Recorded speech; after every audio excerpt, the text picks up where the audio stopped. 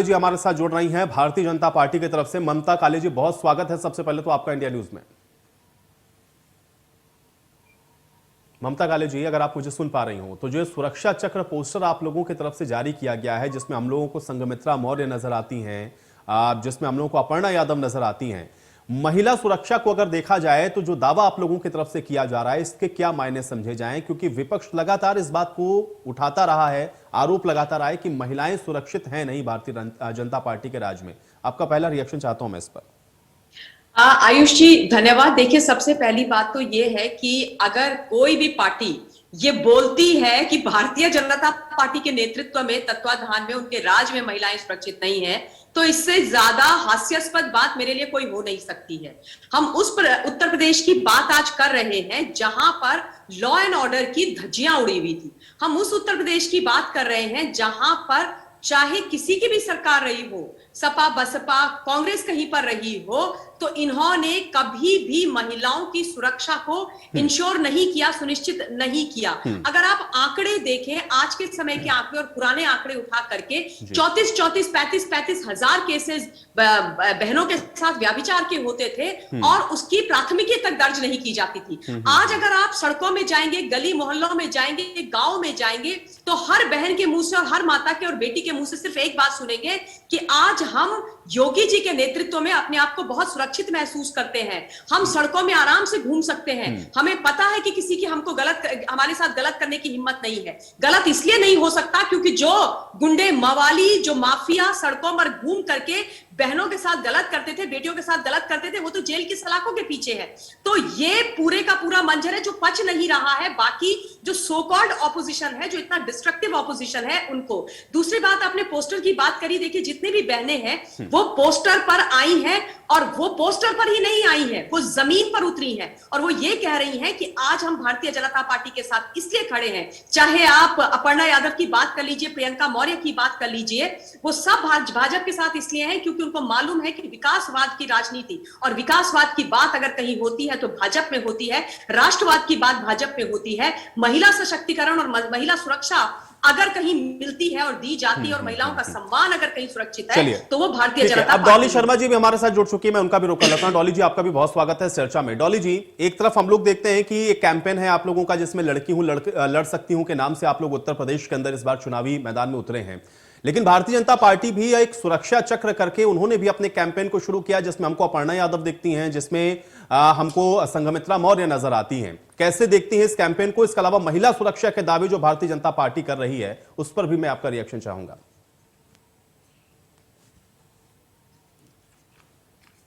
डॉली जी एक बार अनम्यूट कर लें, शायद मुझे लगता है म्यूट है आपका माइक। जी जी जी। सारे दावे इनके झूठे हैं। जमीन पर भारतीय जनता पार्टी कहीं नहीं है जब महिला सुरक्षा की बात आती है। अगर महिलाओं की भारतीय जनता पार्टी ने सुरक्षा की होती तो हाथरस की बेटी का शव रात में कैरोसिन से जो इन लोगों की वजह से जला वो नहीं होता और उसके परिवार को उसका अंतिम अधिकार मिलता।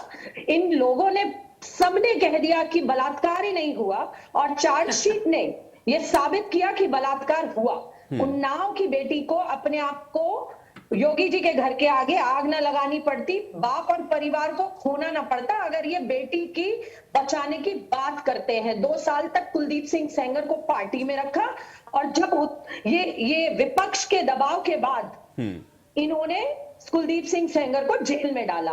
उसके बाद आजमगढ़ में मैं बता देती हूँ कि लड़की को जहर खाना पड़ा पुलिस स्टेशन के अंदर कि मेरी एफआईआर लिख लीजिए, एफआईआर नहीं लिखी गई।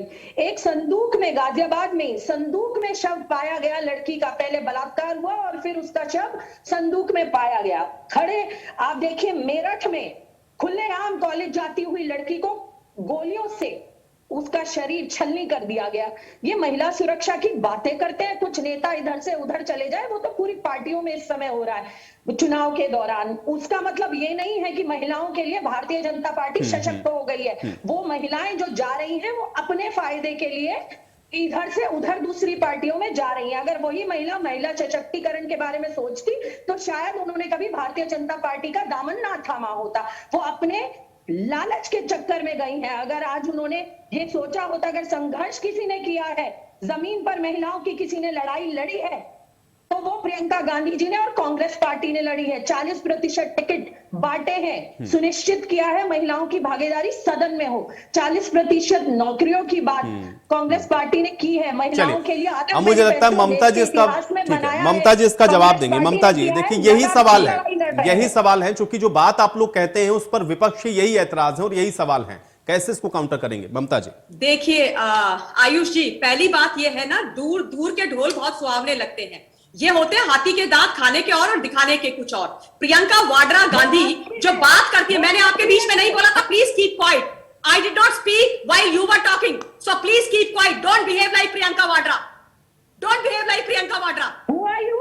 Who are you to point Who out? the hell are you? Who are you? Who are you? What do you think of yourself? What do you think of yourself? Who are you? Who are you? What is your identity? What is your identity?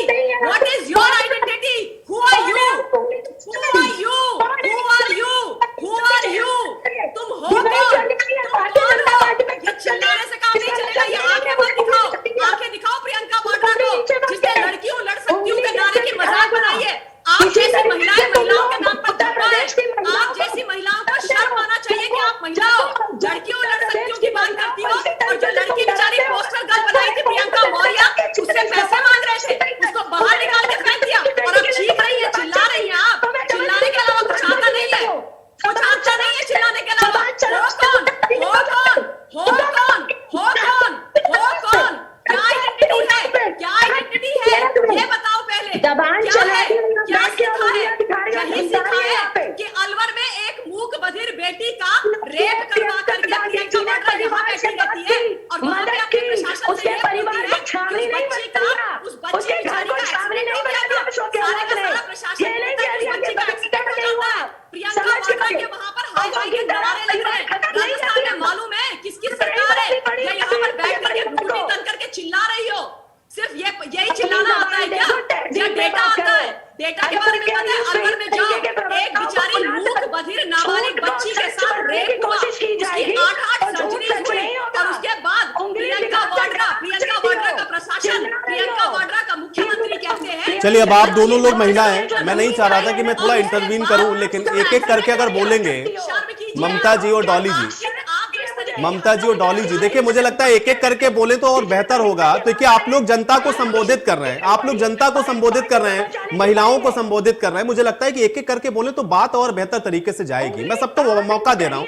Dolly जी, डॉली जी, डॉली जी, डॉली जी, डॉली जी, डॉली जी, ठीक है ना? देखिए डॉली जी और ममता जी, आप दोनों लोग महिलाएं, public domain में ये बातें आप लोग कह रहे हैं, बताइए, पब्लिक देख रही है ना, पब्लिक देख रही है ना। डॉली जी थोड़ा सा धैर्य रखें, डॉली जी, डॉली जी, डॉली जी, डॉली जी, और पर्सनल अटैक ना करें थोड़ा सा, ठीक है? चलिए ठीक है, महिला सुरक्षा पर बात करते हैं ना। देखिए आप दोनों महिला हैं, महिला सुरक्षा पर बात कर रहे हैं, हम लोग महिला सुरक्षा पे बात कर रहे हैं, थोड़ा संजीदगी दिखनी चाहिए ना, थोड़ी संजीदगी दिखनी चाहिए। महिला सुरक्षा पर कम से कम थोड़ी संजीदगी तो दिखे ना। डॉली जी, डॉली जी, डॉली जी, डॉली जी, डॉली जी, डॉली जी, कौन धमका सकता है? महिलाओं को कौन धमका सकता है? डॉली जी, एक एक बात आने दे ना। महिला सुरक्षा, डॉली जी, डॉली जी, देखिए इतना सेंसिटिव इशू है, इतना सेंसिटिव इशू है, महिला सुरक्षा पर कम से कम कुछ अच्छी बात हो जाए, उनका पक्ष पता चल जाए, आपका पक्ष पता चल जाए। एक एक करके बोल लें, एक एक करके बोल लें, एक एक करके। डॉली जी, डॉली जी, डॉली जी, मैं पूरा समय देखिए आपको भी दे रहा हूं, उनको भी दे रहा हूं, थोड़ा सा धैर्यपूर्वक पहले उनकी बात को एक बार सुन ले, फिर मैं आपके पास आता हूं, आराम से जवाब दीजिएगा, आप आराम से जवाब दीजिएगा।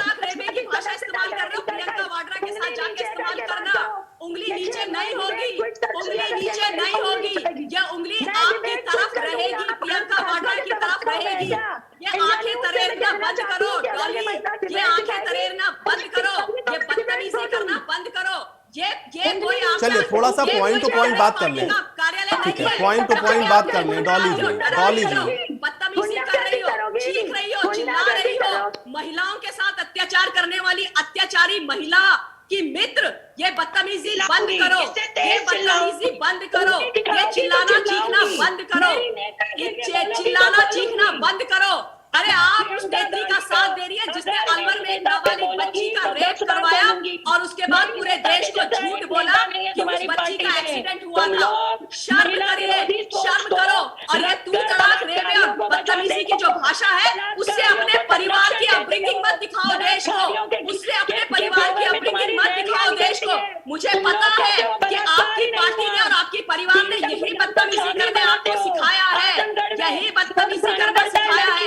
आप निहायत ही बहुत ही खराब और बदतमीज बदमिजाज किस्म की महिला है जिनको महिलाओं के बारे में भी बात करने की तमीज नहीं है। जब आपने बोला तब मैं चुप थी, आप बोलती रही, मैंने एक शब्द नहीं बोला, लेकिन आप इतनी बदतमीज है कि जैसे ही मैंने बोला आपने बोलना शुरू कर दिया। क्योंकि आप झूठों के साथ खड़ी है, क्योंकि आप महिला विरोधी नेत्री के साथ खड़ी है, क्योंकि आप उस नेत्री के साथ खड़ी है जो बलात्कारियों के साथ खड़ी होती है।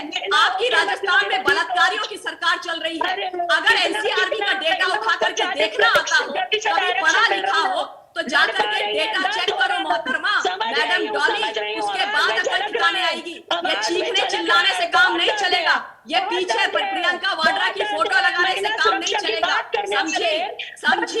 बस बस बस बस। महिला विरोधी, महिला विरोधी, महिला विरोधी, महिला विरोधी नेत्री की दोस्त, महिला विरोधी, महिला विरोधी, शर्म करो, महिला विरोधी, शर्म करो। महिलाओं को चलिए डॉली जी भाई देखिए थोड़ा एक दूसरे को सुन लें।